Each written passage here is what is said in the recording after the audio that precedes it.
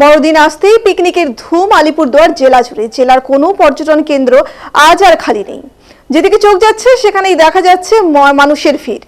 বড়দিন থেকে শুরু করে গোটা জানুয়ারি মাস জুড়ে থাকে পিকনিকের মরশুম। আলিপুরদুয়ার জেলার পর্যটন কেন্দ্র মানেই মিলবে পাহাড়, জঙ্গল, নদীর কম্বিনেশন। এই দৃশ্য কেউ মিস করতে চান না, তাই তো ছুটে আসেন সকলে এখানে। রাজা ভাত খাওয়া, পোড়োবস্তি, জলদাপাড়া, চিলাপাতার দেখা গেল পিকনিক করতে আসা মানুষদের ভিড়।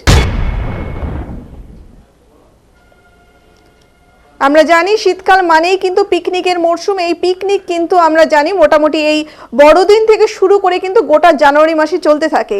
আর পিকনিক স্পট বলতে গেলে আমাদের মাথায় প্রথমেই যেটা আসে সেটা হচ্ছে আলিপুরদুয়ার জেলা, কারণ আলিপুরদুয়ার জেলায় কিন্তু মিলবে পাহাড়, জঙ্গল, নদীর এক সুন্দর কম্বিনেশন। এই দৃশ্য কিন্তু কেউ মিস করতে চায় না, তাই তো ছুটে আসেন সকলে এখানে।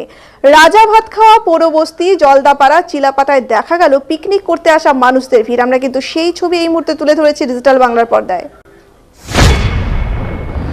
প্রতিদিনের সব আমাদের ইয়েতে দিচ্ছি দেখি সব লিফটে লাগাচ্ছি হ্যাঁ 24 ঘন্টা প্রতিদিনের সব আমাদের ইয়েতে দিচ্ছি দেখি সব। আপনাদের কোথায় তাও আসলে ওই যে দাঁড়িয়ে আছে ছেলে মেয়ে, আরও টোটোতে আসছে।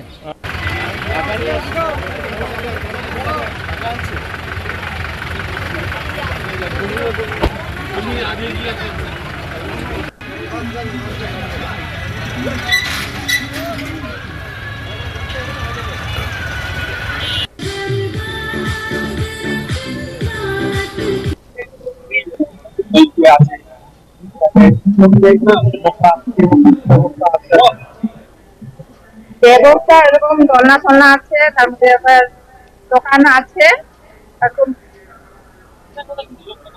কুচবিহার, ধূপগুড়ি, দিনহাটা, ফালাকাটা। প্রতি বছর তো ভালোই ভিড় হয়, এবারও দেখছি এবার 25 ডিসেম্বর থেকে করতেছে, তো আজকে তো ভালোই ভিড় গেছে। আজকে 700 কাছাকাছি হয়ে গেল।